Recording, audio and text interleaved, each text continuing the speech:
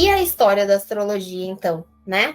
Se eu tenho essas energias dentro desse mapa astral, como que a gente descobriu tudo isso? Como que chegou até aqui, né? Onde que começa essa história? Como que a gente desenvolveu esse conhecimento? Então, assim, já na pré-história, a gente já tem o homem observando o céu, prestando atenção nesse movimento sobre os astros e prestando atenção nas influências que a gente tinha, né, a partir desses movimentos. Então, é algo, quando a gente fala que a astrologia é milenar, é porque realmente a astrologia é milenar.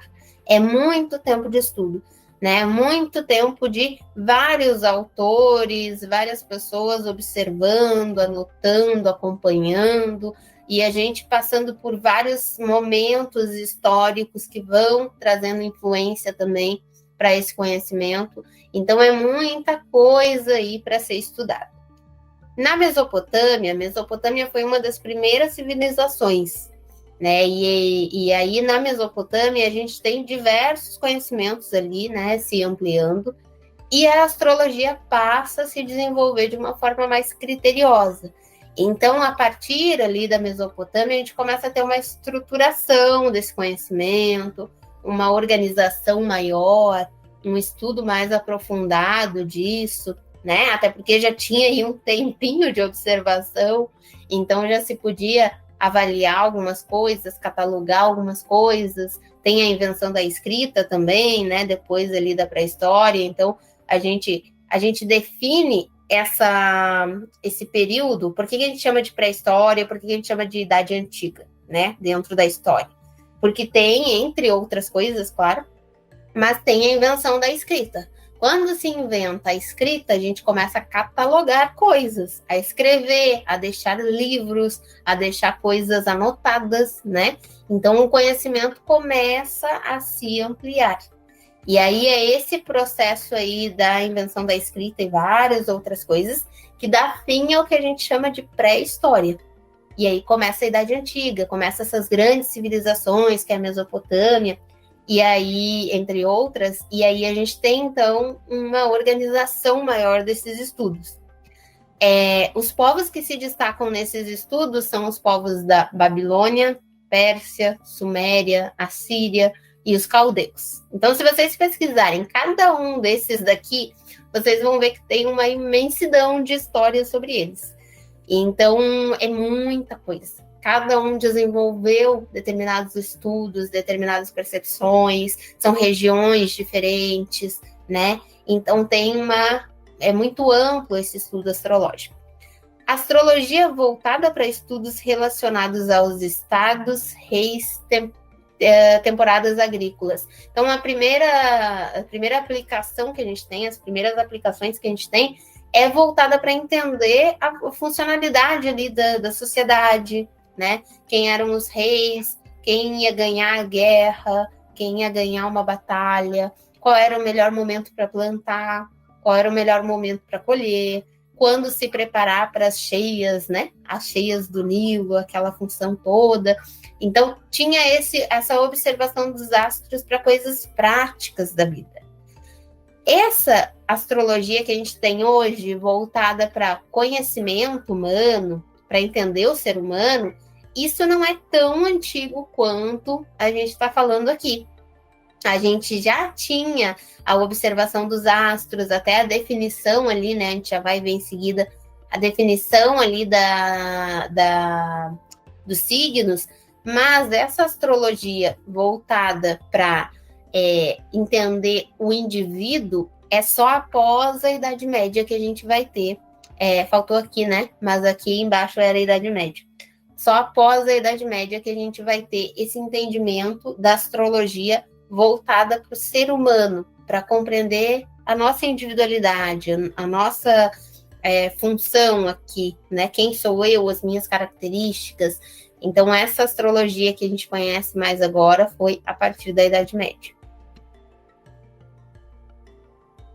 Aqui, ó, que eu falei para vocês que eu ia citar um exemplo de que eles já tinham a definição dos signos. Esse zodíaco de Dendera aqui, ele foi descoberto é bem antigo, é bem desse período, né, das antigas civilizações, e já tinha definição desses signos. Zigurate, o que é o zigurate? Né? Dentro da Mesopotâmia, eles tinham certos templos, e aí nesses templos eles utilizavam uma espécie de torre ali, né? Tem uma ilustração mostrando ali as pessoas na torre ali, observando o céu. Então, eles usavam essas torres para fazer essas observações, para fazer os estudos deles ali. E o zigurate era esse templo, essa torre nesse templo, onde eles observavam o céu, faziam os estudos sobre os astros, né? Falando em antigas civilizações, não tem como não falar dos egípcios. Então, se tem algo que desperta interesse na astrologia na Idade Antiga, é os egípcios, as pirâmides, né? A gente tem muito esse fascínio pelos povos antigos. E aí, eles tiveram, sim, bastante contribuição aí com a astrologia. Trouxe aqui 3 pontos para a gente comentar. Leis herméticas. Vocês podem pesquisar, vocês vão encontrar até o termo astrologia hermética. Por quê?